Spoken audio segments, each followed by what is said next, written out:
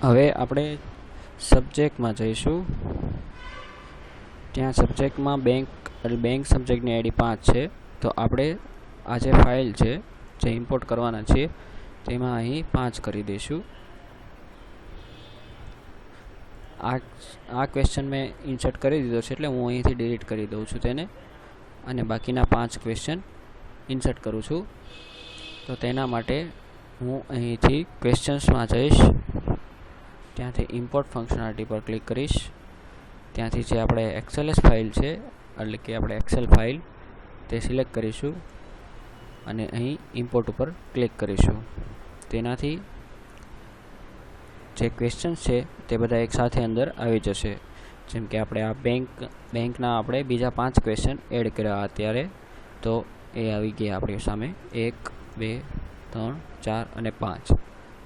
Okay, તેમાં correct answer બી આવી ગયા છે, માર્ક્સ બી સેટ થઈ ગયા છે અને તેમાં સબ્જેક્ટમાં બેંક છે. ઓકે, હવે આપણે એક્ઝામ ક્રિએટ કરીશું જે બેંકને રિલેટેડ હોય.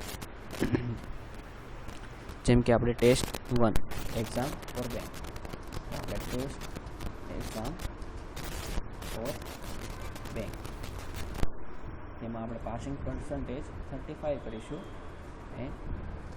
અહીં આપણે કન્ટેન્ટ લખીશું કે આ એક્ઝામ કોના રિલેટેડ છે અને આ એક્ઝામનું બેનિફિશિયલ શું છે તે આપણે અહીં લખી શકીએ જો આપણે લખવું હોય તો.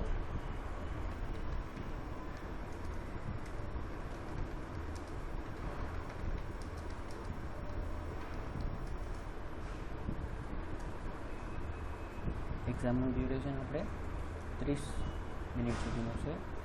એટેમ્પ કાઉન્ટ 1 કરી દઈશું. અહીંથી આપણે સબ્જેક્ટ સિલેક્ટ કરીશું બેંક, એટલે બેંક અહીં સબ્જેક્ટ સિલેક્ટ કરવાથી બેંકમાં જેટલા બી ક્વેશ્ચન્સ છે, ક્વેશ્ચન્સની અંદર જેટલા બી ક્વેશ્ચન છે તેની અંદર જેમાં બી સબ્જેક્ટ ટાઈપ બેંક હશે